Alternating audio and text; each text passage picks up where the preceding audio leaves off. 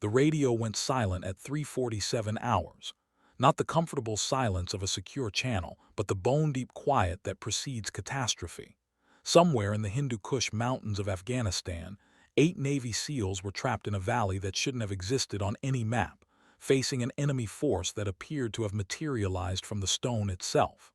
Their last transmission had been fragmented, desperate, taking heavy fire from multiple positions. Air support negative. Repeat, Reaper flight has RTB'd, fuel critical. At Bagram Air Base, the Joint Operations Center buzzed with controlled panic. Screens flickered with thermal imaging, satellite feeds, and radio frequencies that spat nothing but static. Colonel Marcus Thorne stood before the main display, his jaw tight as granite. The SEAL team had been inserted 12 hours earlier on what should have been a routine direct action mission: eliminate a high-value target, extract intelligence, disappear into the night. Instead, they'd walked into a hornet's nest of Taliban fighters who seemed to know every American move before it was made. "Sir, we've got a problem," reported Captain Riley Walsh from the communications station. Reaper flight burned through their fuel reserves during the initial contact. They're 40 minutes out from recovery. Predator drones show approximately 60 to 80 enemy combatants converging on the SEAL position from 3 directions. The mathematics were brutal and simple. Without air support, 8 of America's finest warriors would be overwhelmed by sheer numbers. The valley walls rose nearly vertical on both sides, creating a natural kill box. There were no extraction options, no cavalry coming over the hill. The SEALs had perhaps 20 minutes before being completely overrun. "What about the Apache flight from Kandahar?" Thorne demanded, though he already knew the answer from the operations officer's expression. "Mechanical failures, sir. Both birds are down for maintenance. The 160th has nothing available for at least 3 hours. 3 hours. The SEALs would be dead in 20 minutes. Thorne's fist clenched at his side. In 30 years of military service, he'd never felt this helpless. Behind him, junior officers whispered among themselves, running calculations, exploring options that didn't exist. The silence stretched like a taut wire about to snap. Then, from the back of the operations center, a voice cut through the tension with quiet authority. "Sir, I have an aircraft available." Every head turned toward the speaker. Major Cassandra Phoenix Dimitriou stood near the back wall, her flight suit bearing the distinctive patches of the 355th Fighter Squadron. At 5'6", with steel-gray eyes and prematurely silver hair pulled back in regulation fashion, she possessed the kind of understated presence that commanded attention without demanding it. But this wasn't her war anymore, or so everyone assumed. The operations center buzzed with tension as Major Cassandra Dimitriou stepped forward, her boots clicking against the polished concrete floor. The Joint Operations Center had been her second home for 18 months, but tonight she felt like an intruder in her own house. Eyes tracked her movement with a mixture of skepticism and desperate hope, the same look she'd grown accustomed to throughout her 14-year career. "Ma'am, with respect," Captain Walsh interjected, "the 355th doesn't have any birds scheduled for tonight. The maintenance logs show." "I'm not talking about a scheduled mission, Captain." Phoenix's voice carried the quiet confidence of someone who'd learned to speak softly in rooms full of loud men. "I'm talking about Hog 77, sitting on the tarmac with a full weapons load and enough fuel for 4 hours of station time." Colonel Thorne's expression shifted from desperation to calculation. The A-10 Thunderbolt II, affectionately known as the Warthog, was a different beast entirely from the sleek fighters and high-tech drones that dominated modern warfare. Built around a massive 30 GAU-8 cannon, it was designed for one purpose: close air support. Low, slow, and lethal. "Major, that aircraft is deadline for avionics issues," Thorne said, though his tone suggested he was hopping to be wrong. Phoenix pulled a maintenance form from her chest pocket, already signed and dated. "I've been working with Sergeant Rodriguez for the past 6 hours. The The TAC-in navigation system had a loose connection. She's fully mission-capable as of 2300 hours. The silence that followed was loaded with unspoken questions. Why was a major personally conducting maintenance checks on a deadlined aircraft at midnight? Why was she even in the operations center during an emergency that didn't involve her squadron? The answer lived in the silver wings pinned to her chest and the collection of ribbons that told a story most people never bothered to read. Phoenix had flown combat missions over Bosnia, Iraq, and Afghanistan. She'd been shot down twice, walked away from 3 emergency landings, and accumulated more close air support hours than most pilots saw in their entire careers. But she was also the pilot who'd been grounded for 3 months after questioning a target that turned out to be a school. The pilot who'd been passed over for promotion twice before finally making major.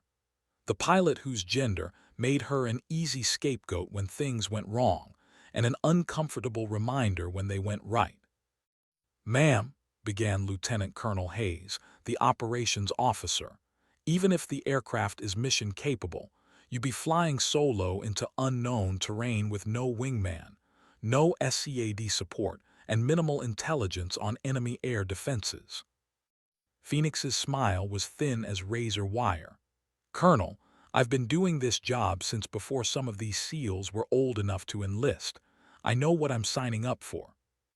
The truth was more complicated than professional competence or personal courage. 3 days earlier, Phoenix had received orders transferring her to a staff position at the Pentagon, a career killer disguised as a promotion. This mission might be her last chance to do what she'd trained her entire adult life to do: save American lives from the cockpit of an attack aircraft. Through the operations center's windows, the pre-dawn darkness was beginning to show the faintest hint of gray along the eastern horizon. Time was running out for the SEALs, and everyone in the room knew it. Phoenix stood perfectly still, waiting for a decision that would either validate her career or end it permanently. Colonel Thorne stared at the tactical display showing 8 American warriors surrounded by an ever-tightening noose of enemy fighters. The mathematics hadn't changed. Without air support, they were all dead men. He looked at Phoenix, seeing not just a female pilot eager to prove herself, but a combat veteran with more trigger time than half his wing combined. "How fast can you be airborne, Major?" The words hung in the air like a challenge. Phoenix checked her watch with deliberate precision, calculating fuel upload times, weapons checks, and engine start procedures. Around her, the operations center held its collective breath. 15 minutes, sir." "Jesus Christ," muttered someone from the back of the room. Thorne nodded slowly. "Do it." Phoenix was already moving before he finished speaking, but she paused at the door long enough to look back at the room full of officers who just bet 8 American lives on her ability to fly an aging attack aircraft into a hornet's nest of enemy fire. Her voice carried across the operations center with absolute clarity. "Sir, those SEALs are coming home." The heavy door slammed behind her, leaving the operations center in stunned silence. Outside, the Bagram flight line was a maze of shadows and aircraft silhouettes illuminated by the harsh glare of sodium lights. Phoenix's boots pounded against the tarmac as she ran toward the hardened aircraft shelters that housed the 355th A-10s. Hog 77 sat in the darkness like a sleeping predator. The A-10 was never going to win beauty contests.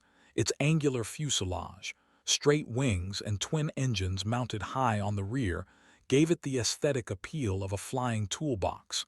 But Phoenix had learned years ago that beautiful aircraft get you killed. Ugly aircraft bring you home.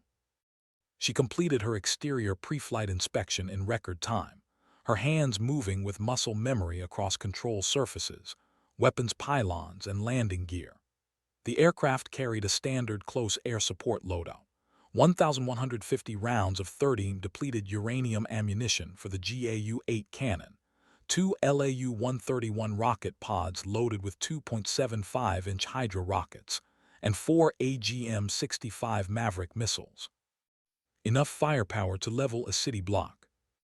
Sergeant Maria Rodriguez appeared from the maintenance shack, her coveralls stained with hydraulic fluid and her expression grim. She'd been Phoenix's dedicated crew chief for 2 years, and they'd developed the kind of wordless communication that kept aircraft flying and pilots alive. "Ma'am, she's ready to go, but—" Rodriguez hesitated, which was unusual for a woman who spoke her mind regardless of rank or consequence. "But what, Sergeant? This feels different, like we're throwing you to the wolves." Phoenix paused in her climb up the ladder to the cockpit. In the distance, she could hear the whine of auxiliary power units starting up on other aircraft, the routine sounds of a military base that never truly slept. But there was something else in the air tonight, a sense of finality that made every sound seem amplified and significant. The night air carried the scent of jet fuel, hydraulic fluid, and the ever-present dust that coated everything in Afghanistan. Phoenix had breathed that combination for more than 2 years, and it had become as familiar as her own perfume. Tonight might be the last time she'd smell it as a combat pilot. "Rodriguez," she said quietly, "take care of the other birds while I'm gone." "Yes, ma'am. Bring her back in one piece." Phoenix strapped herself into the cockpit with practiced efficiency, her hands moving across switches and controls that had become extensions of her own nervous system. The A-10's cockpit was Spartanly functional. No fancy multifunction displays or heads-up displays, just analog gauges, mechanical switches, and a clear view of the world through armored glass. It was a cockpit designed by people who understood that simplicity meant survival. Engine start was routine, but never routine. The twin General Electric TF-34 turbofans wound up with their characteristic whine, vibrating the entire aircraft as they reached idle power. Phoenix ran through her before takeoff checklist with mechanical precision, but her mind was already in the Hindu Kush Mountains, visualizing terrain, enemy positions, and the tactical geometry that would determine whether 8 SEALs lived or died. The radio crackled to life. "Hog 77, Bagram Tower, you're cleared to taxi runway 03. Contact departure on 275.1. Tower Hog 77 copies. Taxi runway 03. As Phoenix taxied through the maze of aircraft and vehicles that populated the Bagram ramp, she caught glimpses of other aircrews watching her progress. Some faces showed skepticism, others curiosity, but a few displayed something that might have been respect. Or perhaps it was just the recognition that someone was about to fly into hell while they remained safely on the ground. At the runway's end, Phoenix completed her final checks and armed her ejection seat. The significance of that simple action never diminished. It was the moment when flying transformed from recreation to life-or-death reality. She keyed the radio for her takeoff clearance, knowing that the next words she spoke would commit her to a course of action from which there might be no return. "Bagram Tower, Hog 77 ready for departure." "Hog 77 cleared for takeoff. Godspeed, Phoenix." The tower controller's use of her call sign rather than aircraft number was a small breach of protocol, but it carried weight that formal procedures couldn't convey. Phoenix advanced the throttles to military power and released the brakes. They accelerated down the runway with purposeful deliberation, not the violent acceleration of a fighter, but the steady buildup of an aircraft designed for persistence rather than flash. Rotation speed came and went, and Phoenix pulled the stick back gently. The Warthog lifted off into the pre-dawn darkness, its navigation lights blinking red and green against the star-filled sky. Behind her, Bagram Air Base shrank to a collection of lights in the vast Afghan darkness. Ahead lay the Hindu Kush Mountains and 8 American warriors who were counting on her to keep them alive. As the aircraft climbed through 5,000 feet, Phoenix contacted departure control and received vectors toward the target area. The GPS coordinates provided by the operations center guided her northeast, toward terrain that would challenge both her aircraft and her skills.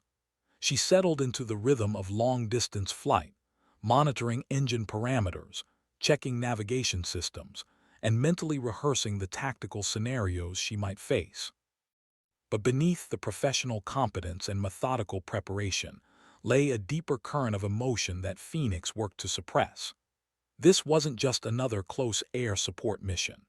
This was her chance to prove that the doubters had been wrong, that the whispered conversations about her capabilities were unfounded, and that gender had nothing to do with her ability to deliver precision violence when American lives hung in the balance.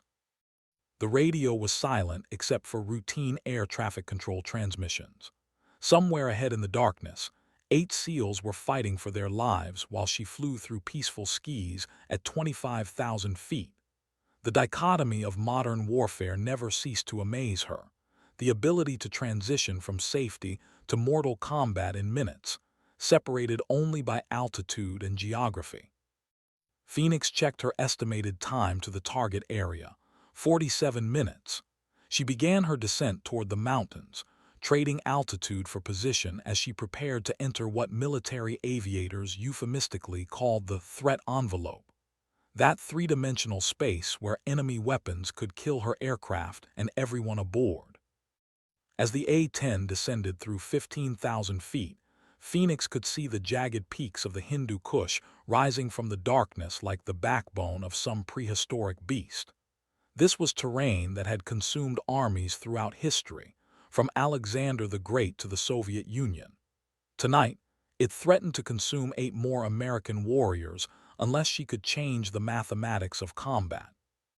The mountains of Afghanistan rose from the darkness like ancient monuments to futility.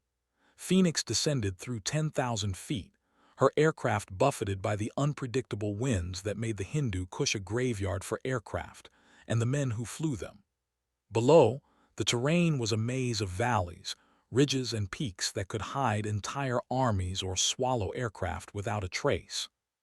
She switched her radio to the emergency frequency the SEALs had been using for their last transmission. Static filled her headset, punctuated by the occasional burst of interference from distant thunderstorms. The silence was more ominous than any enemy fire could have been. It meant the team was either dead or too deeply engaged to risk radio transmissions. Viper 2-1, this is Hog 7-7. How do you copy?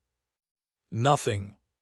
Phoenix tried again, modulating her voice to cut through interference while maintaining the calm professionalism that combat communications demanded. Any Viper element, this is Hog 7-7 on station for close air support. Please advise your situation. A burst of static answered her, followed by what might have been voices or might have been atmospheric interference. She fine-tuned her radio frequency and tried again, knowing that each minute of silence decreased the probability that anyone would answer. The GPS coordinates from the operations center guided her toward a valley that appeared unremarkable from altitude, just another fold in the endless landscape of rocks and shadows. But as Phoenix descended to 8,000 feet, she began to see the telltale signs of combat. Scattered thermal signatures that could be vehicles or equipment, and the faint but distinctive smoke trails that marked recent explosions. At 7,000 feet, she spotted them. The thermal imaging system painted a picture that was both clinical and terrifying. 8 heat signatures clustered behind what appeared to be a rocky outcropping, surrounded by at least 60 enemy positions spread across the valley floor and climbing the surrounding slopes. The SEALs had found defensible ground, but they were completely encircled with no avenue of escape. Phoenix keyed her radio again, this time with more urgency. Any Viper element, Hog 7-7 is visual on your position. If you can hear this transmission, I need you to mark your position with infrared strobes or any available signaling device. For 30 seconds, nothing changed in the thermal display. Then, one of the clustered signatures began flashing in the distinctive pattern of an infrared strobe, visible only to aircraft equipped with night vision systems. The SEALs were alive and aware that help had arrived. Hog 7-7, this is Viper 2-1 actual. The voice that crackled through Phoenix's headset was hoarse with fatigue and stress, but unmistakably American. Lieutenant Commander Jake Morrison had been leading SEAL Team 6 Elements for 8 years, and his reputation for bringing his people home was legendary. Tonight, that reputation was being tested by mathematics and geography. Viper 2-1, good to hear your voice. What's your situation? Hog 7-7, we are 8 souls in defensive positions at grid reference. Morrison rattled off coordinates that matched Phoenix's display. We have approximately 60 to 80 enemy fighters in prepared positions. They've got high ground on 3 sides and what appears to be crew-served weapons on the northern slope. Phoenix could hear gunfire in the background of Morrison's transmission, the distinctive crack of assault rifles punctuated by the heavier reports of squad automatic weapons. The SEALs were still fighting, but their ammunition wouldn't last forever. Viper 2-1, I copy 60 to 80 enemy fighters with crew-served weapons. What's your ammunition status? Running low on everything, Hog. We've got maybe 20 minutes of sustained fire left, then we're down to pistols and harsh language. 20 minutes. Phoenix had arrived just in time to witness the final act of what might become another military tragedy, but she hadn't flown through the Hindu Kush at night to be a spectator. She rolled the A-10 into a steep bank and began her tactical descent, trading altitude for the ability to engage targets with precision. Viper 2-1, I need you to mark the closest enemy positions with whatever you've got, tracers, grenades, anything that will show me where not to shoot. Roger that, Hog, stand by for marking. Phoenix watched her thermal display as several of the enemy positions erupted in muzzle flashes, revealing their locations with deadly clarity. The Taliban fighters were well-positioned and well-armed, but they'd made the classic mistake of assuming that American air power wouldn't arrive in time to matter. They were about to learn otherwise. Phoenix armed her weapons systems and selected the GAU-8 cannon for her first attack run. The 30mm Gatling gun was the A-10's primary weapon, a 7-barrel monster capable of firing 3,900 rounds per minute with enough kinetic energy to destroy armored vehicles. Against dismounted infantry, it was devastatingly effective. She rolled into her attack heading, descending through 5,000 feet as she lined up on the northernmost cluster of enemy positions. The Taliban fighters had chosen their ground well, using natural terrain features to create interlocking fields of fire that would make any ground assault suicidal. But they hadn't planned for an attack from above. Viper 2-1, Hog 7-7 is in hot on the northern slope. Keep your heads down. Phoenix pulled the trigger. The GAU-8 cannon erupted with a sound like the world's largest zipper being torn open. 200 rounds of depleted uranium ammunition streaked downward at 3,500 feet per second, each projectile carrying enough energy to punch through tank armor. The impact zone erupted in a line of explosions and dust clouds as 30mm rounds found their targets with surgical precision. The effect was immediate and decisive. Phoenix's first gun run eliminated an entire squad of Taliban fighters and suppressed enemy fire from the northern slope long enough for the SEALs to reposition and consolidate their ammunition. Hog 7-7, that was beautiful. Morrison's voice carried elation and professional appreciation in equal measure. Enemy fire has decreased significantly from the north. Can you work the eastern slope? Phoenix was already maneuvering for her second attack run, using the valley's terrain to mask her approach from the remaining enemy positions. The A-10 was designed for this kind of work, low altitude, high-threat close air support where precision mattered more than speed. Viper 2-1, Roger, coming around for attack run number 2. As she banked toward the eastern slope, Phoenix caught sight of muzzle flashes that seemed to be tracking her aircraft. The Taliban fighters were learning to anticipate her attack patterns, which meant they were more disciplined and better trained than the usual mixture of farmers and fanatics that populated most insurgent forces. The realization added another layer of complexity to an already dangerous situation. Professional soldiers were harder to suppress and more likely to possess the kind of weapons that could threaten her aircraft. Phoenix made a mental note to vary her attack patterns and never overfly the same piece of ground twice. Her second gun run targeted a cluster of positions that had been directing coordinated fire at the SEAL team's defensive perimeter. Once again, the GAU-8's devastating firepower proved decisive, eliminating threats and forcing the surviving enemy fighters to seek deeper cover. But as Phoenix pulled up from her attack run, she noticed something that made her blood run cold. Several of the heat signatures on her thermal display were moving in coordinated patterns toward the SEAL position. The Taliban weren't retreating. They were massing for a final assault that would overwhelm the Americans through sheer numbers.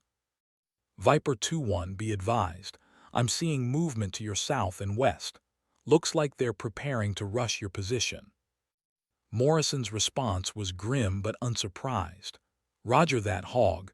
We see them too. Can you break up that party before they get organized? Phoenix was already rolling into her third attack run when the night sky exploded around her aircraft.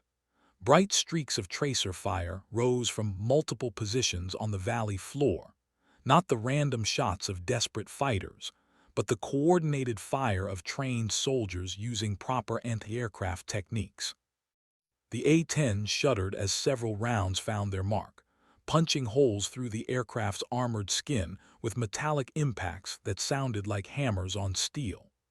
Phoenix fought to maintain control as warning lights illuminated her cockpit, and the acrid smell of electrical smoke filled her oxygen mask.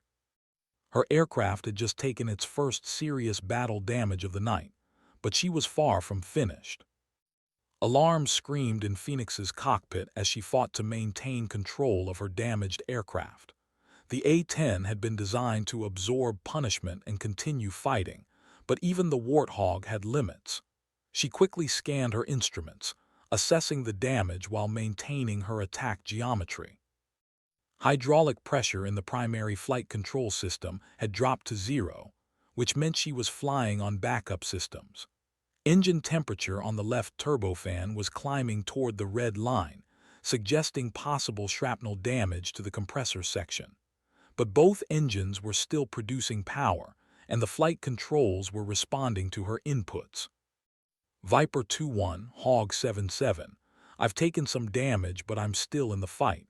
Continuing attack on southern positions. Phoenix armed a pair of Hydra rockets and lined up on the cluster of enemy fighters who were preparing their assault on the SEAL team's position. The 2.75-inch rockets weren't as precise as cannon fire, but they carried high-explosive warheads that were devastating against personnel in the open.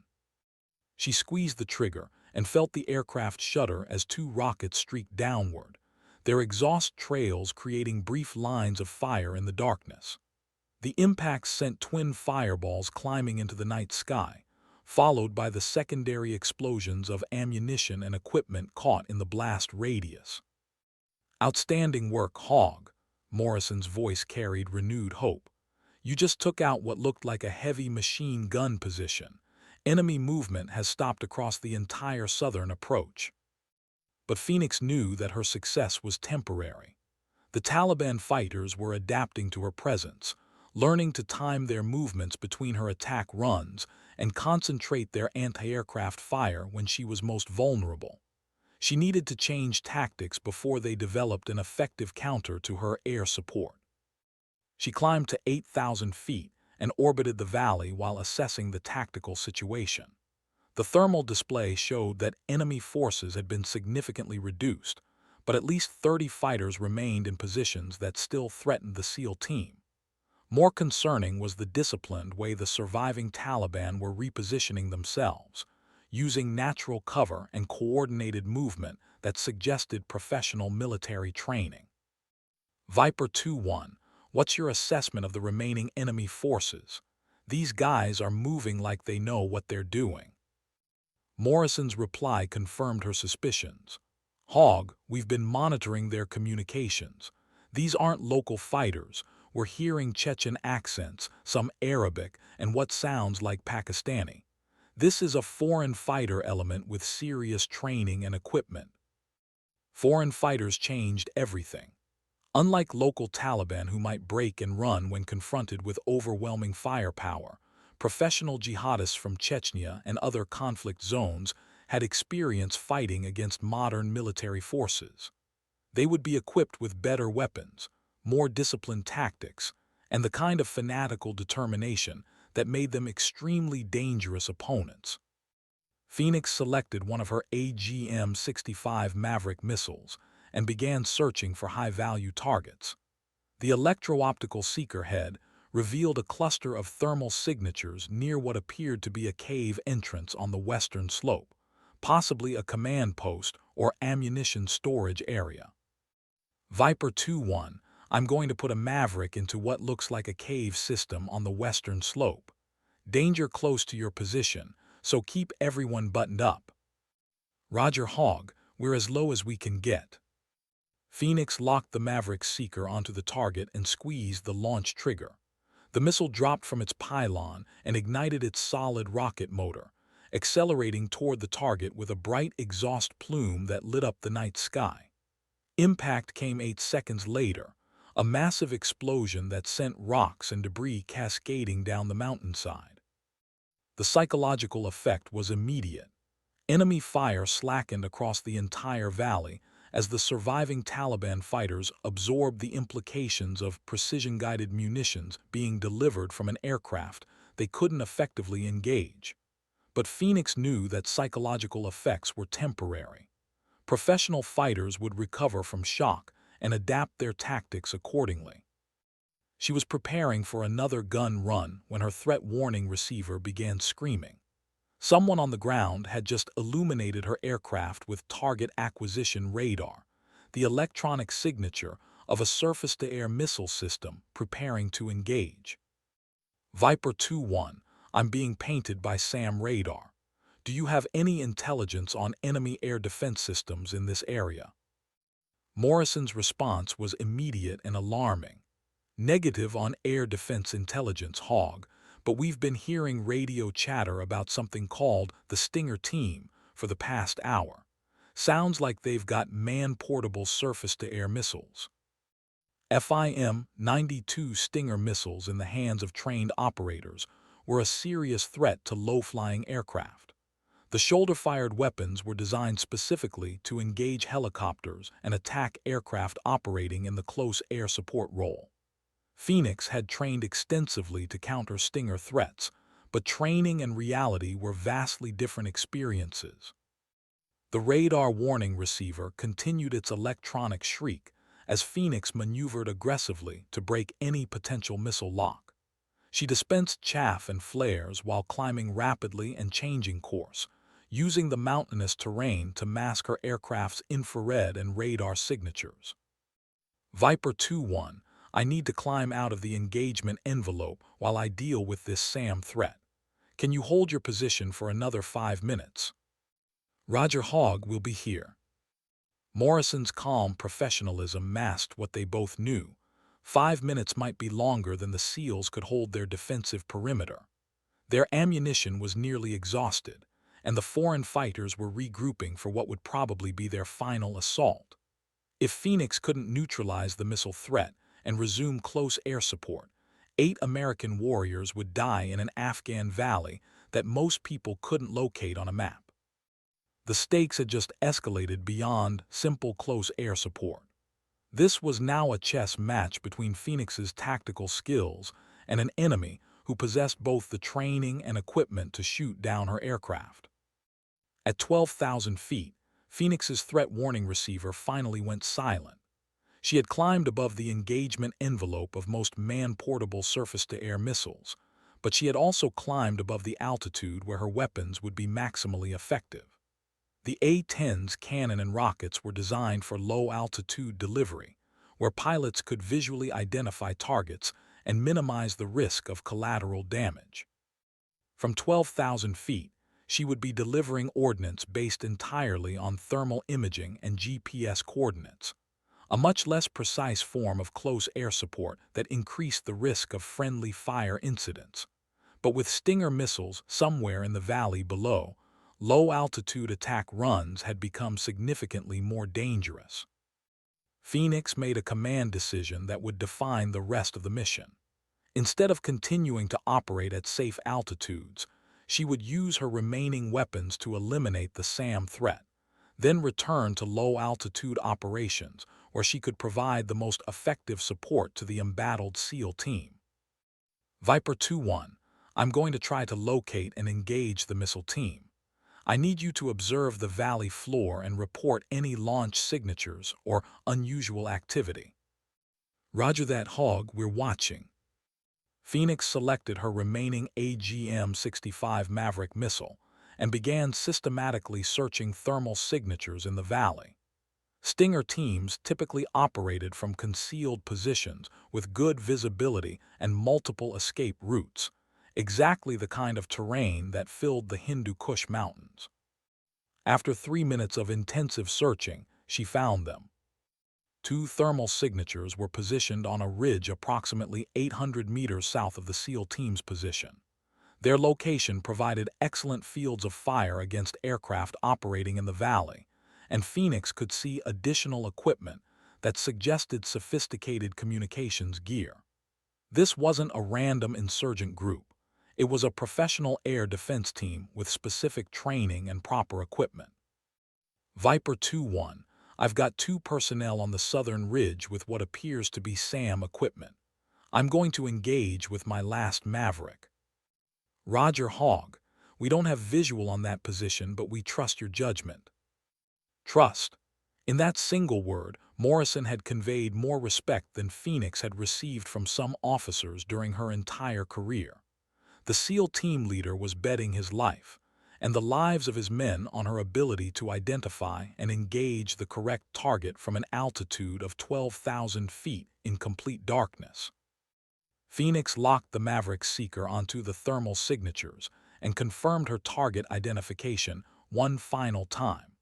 The missile's warhead would create a lethal radius of approximately 50 meters, more than sufficient to eliminate the air defense team, while remaining far enough from friendly forces to ensure their safety. She squeezed the launch trigger and watched the missile streak downward toward its target. Impact came 6 seconds later, marked by a brilliant flash that temporarily overloaded her night vision systems.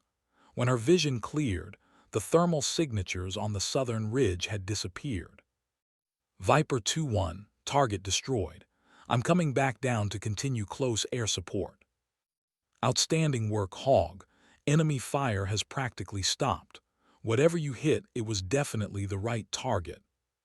Phoenix began her descent back into the threat envelope, knowing that she had just eliminated her aircraft's most serious threat.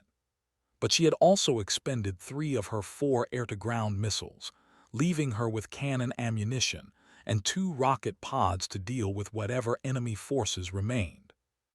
As she descended through 8,000 feet, her threat warning receiver remained silent. The Stinger team had been eliminated, which meant she could return to the low-altitude tactics that made the A-10 such a devastating close-air support platform. But as Phoenix prepared for what she hoped would be her final series of attack runs, she realized that the night's challenges were far from over. The foreign fighters in the valley had demonstrated professional competence, sophisticated equipment, and the kind of tactical discipline that suggested extensive training and experience. They weren't going to simply surrender or withdraw because their air defense capability had been eliminated. If anything, they would become more desperate and more dangerous as their options diminished. The final phase of the battle was about to begin. Phoenix descended through 6,000 feet and immediately saw that the tactical situation had changed dramatically. The remaining Taliban fighters had used the brief respite to consolidate their positions and reorganize their assault formations. Instead of the scattered defensive positions she'd been engaging throughout the night, thermal imaging now showed coordinated movement toward the SEAL team's perimeter from multiple directions. Viper 2-1, I'm seeing coordinated movement from at least 3 directions. These guys are setting up for a simultaneous assault on your position." Morrison's response was terse but controlled. "Roger, Hogg, we see them too. Our ammunition is critically low, maybe 5 minutes of effective fire remaining. Whatever you're going to do, now would be a good time."